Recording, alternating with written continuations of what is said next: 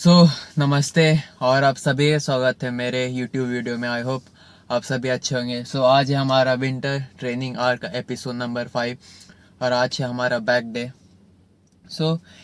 मैं कुछ चीज़ें आप लोगों से बात करना चाहता हूँ और स्पेशली बिगिनर्स को लेके ये है।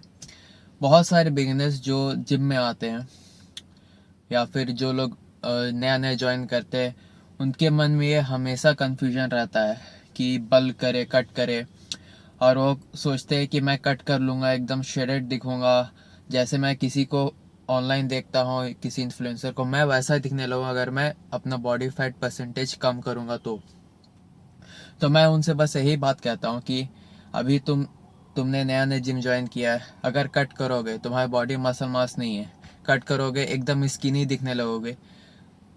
कम से कम स्टार्टिंग है 1.5 से 2 साल अच्छे खासे बल्क को दो, आराम से बल्क करो, अच्छी ट्रेनिंग करो, अच्छी डाइट करो और थोड़ा बहुत कार्डियो करो ताकि आपकी कार्डियोवास्कुलर हेल्थ भी अच्छी रहे। और साथ साथ कार्डियोवास्कुलर हेल्थ के साथ साथ आपको जिम में पुश करने में भी थोड़ा मदद करता है कार्डियो, क्योंकि जब आप हाई रेपिटेशन पे जाते हो 15 रेपिटेशन 20 रेपिटेशन तक, तो आपकी सांस फूलने लगती है, तो उससे आपको बचाएगा कार्डियो, वहाँ पे आपको मदद करेगा कार्डियो। और बहुत सारे लोग देखा मैंने कि वो अपने आप को जब पुश करते हैं और उनकी कार्डियोवास्कुलर हेल्थ उतनी अच्छी नहीं रहती है तो वो हाफने लगते बहुत ज़्यादा, उनसे पुश नहीं होता है जिम में। तो आपकी स्टेमिना के लिए, इंड्योरेंस के लिए भी थोड़ा बहुत अच्छा है कार्डियो, तो कार्डियो भी कीजिए। और बिगनर्स को तो सोचना ही नहीं चाहिए कि मैं कट करूँगा ये वो। 1.5 से 2 साल अपना पूरा पोटेंशियल रीच करने के लिए, जो नेचुरल पोटेंशियल है अच्छा खासा रीच करने के लिए बल्क कीजिए। हाँ, अगर आप ओवर वेट हो, आपका वेट ज़्यादा है, तब डेफिनेटली आप बल्क मत कीजिए, क्योंकि ऑलरेडी आपका वेट ज़्यादा, बल्क करोगे वेट बढ़ेगा, बॉडी फैट परसेंटेज और ज़्यादा बढ़ेगा। अगर आपको बॉडी फैट परसेंटेज ज़्यादा नहीं है, 18, 19, 20 तक भी है तो बल्क कर सकते हो। अगर बहुत ज़्यादा 25-30% है, ओवर वेट हो, तब मत कीजिए बल्क। बॉडी रिकम्पोजिशन कीजिए, उसमें भी आपका मसल मास गेन होगा, आप अच्छा खासा मसल मास गेन कर सकते हो, फैट लूज़ कर सकते हो। मैं आप लोगों को वही सजेस्ट करूँगा कि आप बॉडी रिकम्पोजिशन कीजिए, बेस्ट है आपके लिए वो। थोड़ा सा टाइम ज़्यादा लगेगा बट हेल्दियर ऑप्शन और सस्टेनेबल ऑप्शन वही है। और जब भी आप बॉडी कंपोजिशन करो तो चीट डे या फिर चीट मील के बारे में तो सोचिए ही मत, क्योंकि आपने इतना चीट किया अपनी डाइट से तभी आप ओवरवेट हुए। तो चीट के बारे में भूल जाइए, एकदम क्लीन खाइए और ऐसी डाइट चूज़ कीजिए जिसे आप सस्टेन कर पाओ। मैं ये नहीं बोल रहा हूँ कि एकदम कुछ अलग से मत खाओ, बट अगर खा भी रहे हो तो मेक श्योर करो कि आप उसे बर्न कर दे रहे हो। एक्स्ट्रा अगर कैलोरीज कंज्यूम भी कर रहे हो तो कार्डियो के थ्रू उसे आप बर्न कर रहे हो। और कार्डियो को थोड़ा सा प्रायोरिटाइज कीजिएगा आप लोग, क्योंकि कार्डियो एक बहुत ही अच्छा टूल है बॉडी रिकम्पोजिशन करने के लिए। और आपकी अभी बॉडी फ्रेश है, इवन कैलोरिक डेफिसिट में भी आप अच्छा खासा मसल मास स्ट्रेंथ गेन कर सकते हो। आप मेरी एडवाइस लो, जो बिगिनर्स है बल्क करें, और जो ओवरवेट हैं जो बिगिनर्स, वो बॉडी रिकम्पोजिशन करें, उनके लिए बेस्ट ऑप्शन है।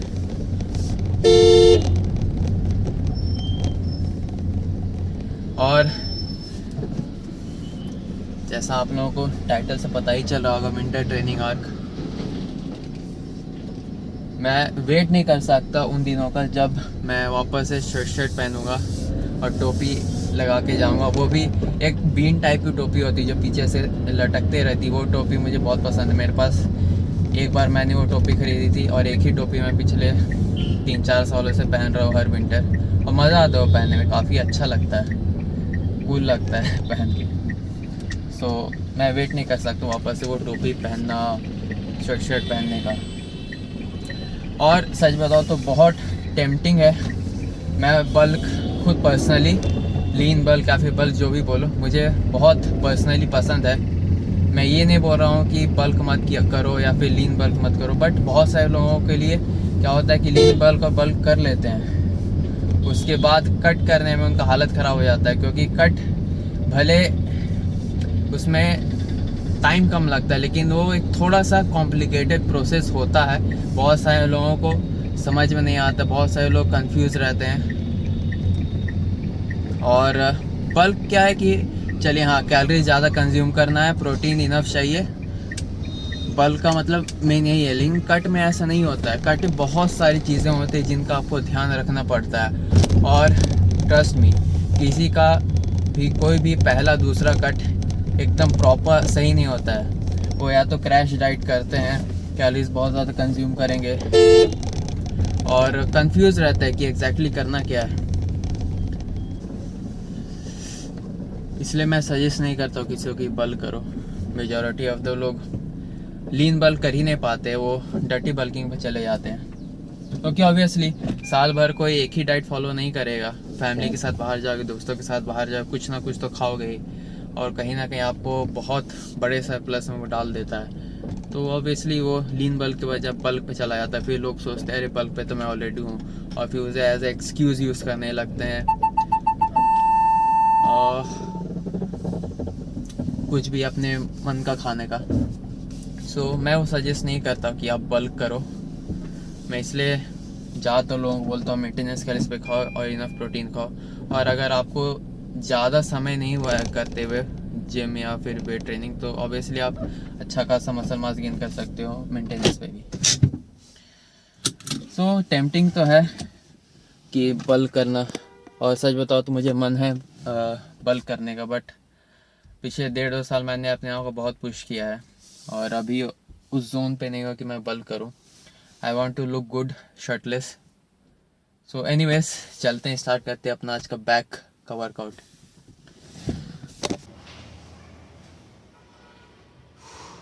सो पेट लोअरिंग का लास्ट सेट 85 kgs। अगर बारबेल का वेट कंसिडर करोगे तो 85 है, अगर नहीं तो प्लेट्स का वेट जो लगा अभी वो 65 है। करने का तो मैं इससे ज़्यादा भी कर सकता हूँ, बट मैं फॉर्म को प्रायोरिटी ज़्यादा दे रहा हूँ। कोशिश कर रहा हूँ जितना हो सके उतना अपने बैक को अच्छे से स्क्वीज करूँ, नेगेटिव स्लो, ना कि सिर्फ वेट को स्विंग कर रहा हूँ। सो लेट्स गो, देखते कितना जाता है।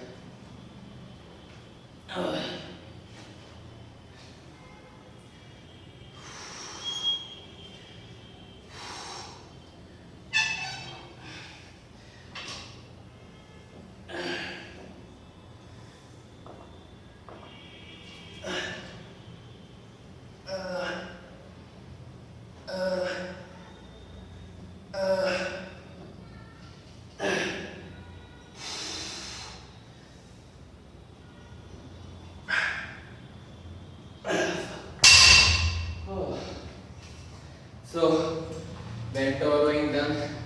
Let's move on to single arm rowing.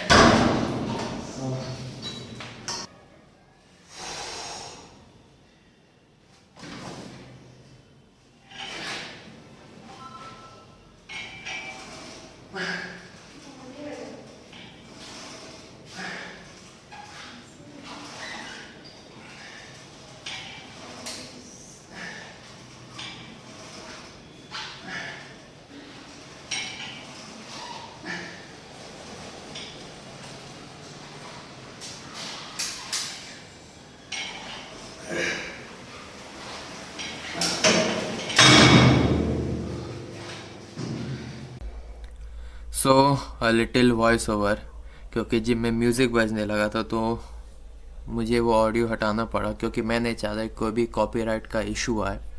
So anyways, मैंने लाइट पुल ऑन किया 3 set, then seated rowing 3 set, और उसके बाद फिर रियल डेल्ट की थोड़ी एक्सरसाइज की।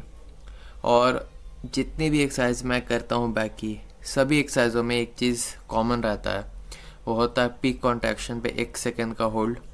नो मैटर मैं कितना हेवी जा रहा हूँ, मैं पीक कॉन्ट्रैक्शन पे 1 सेकेंड का होल्ड लेके और नेगेटिव 2 सेकेंड का लेके उस पर्टिकुलर एक्सरसाइज का इफ़ेक्टिवनेस और बैक का जो कॉन्ट्रैक्शन है उसके ग्रोथ को मैक्सिमाइज़ कर सकता हूँ। और इन छोटी छोटी चीज़ों को अप्लाई करके मैंने अपनी ना सिर्फ बैक की मसल्स को, बाकी जितनी मसल्स हैं उनकी ग्रोथ को मैक्सिमाइज़ किया। पीक कॉन्ट्रैक्शन पे 1 सेकेंड का होल्ड और नेगेटिव में 2-3 सेकेंड का टाइम लेके उसे परफॉर्म करना पर्टिकुलर एक्सरसाइज को। Workout done. हर वीडियो की तरह post workout ritual pump check.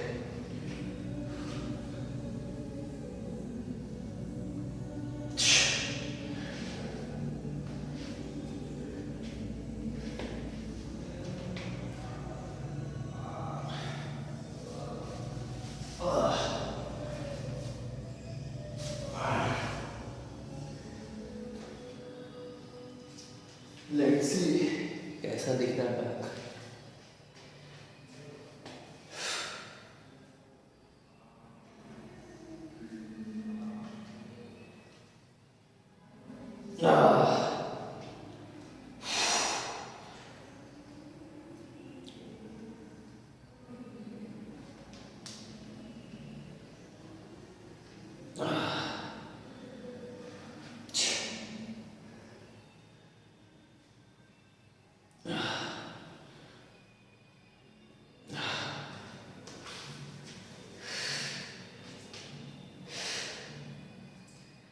सो अगर आप लोगों को पोजिंग इजी लगती है तो हर पोज को 10 सेकेंड होल्ड करके देखिए।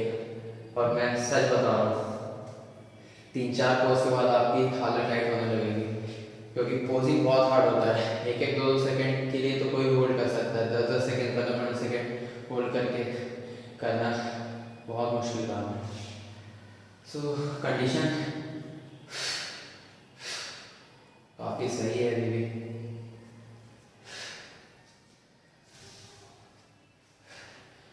So let's go. So workout done, और अभी मैं सुबह वेट ट्रेनिंग कर रहा हूँ, और शाम तो नहीं, रात को ही आके अराउंड 8 बजे आता हूँ। उस टाइम ऑलमोस्ट जिम खाली हो जाता है, तो आराम से आके 45 to 50 मिनट्स ट्रेडमिल पे करता हूँ। और उसके बाद जो छोटे छोटे मसल्स होते हैं लाइक काफ्स या फिर एब्डोमिनल्स, नेक की थोड़ी बहुत ट्रेनिंग करता हूँ। तो ऑलमोस्ट 1 घंटा का वो सेशन रहता है, और सुबह वेट ट्रेनिंग। तो मैं ट्रेडमिल पर इसलिए करता हूँ क्योंकि कम टाइम में आप ज़्यादा कैलोरीज बर्न कर सकते हो। आप अपने हिसाब से स्पीड सेट कर सकते हो, इंक्लाइन सेट कर सकते हो, और ट्रेडमिल पे काफ़ी अच्छा इंटेंस वर्कआउट होता है। तो टाइम भी बचता है, इंटेंस वर्कआउट भी होता है, कैलोरीज भी ज़्यादा बर्न होती है, तो मैं उसी पे कर लेता हूँ। और साथ साथ कोई वेब सीरीज़ एनिमे लगा के ईयरफोन लगाता हूँ, फ़ोन सामने रखता हूँ, देखते रहता हूँ, तो टाइम बीत जाता है आराम से। एज़ कम्पेयर तो आप रोड पे चलने जाओगे तो आपको सिर्फ म्यूज़िक ही सुनना पड़ेगा। ऐसे मैं आराम से वीडियो वगैरह देख के भी ट्रेनिंग पर कर सकता हूँ, तो थोड़ा सा आराम से टाइम स्पेंड हो जाता है। So anyways, let's go.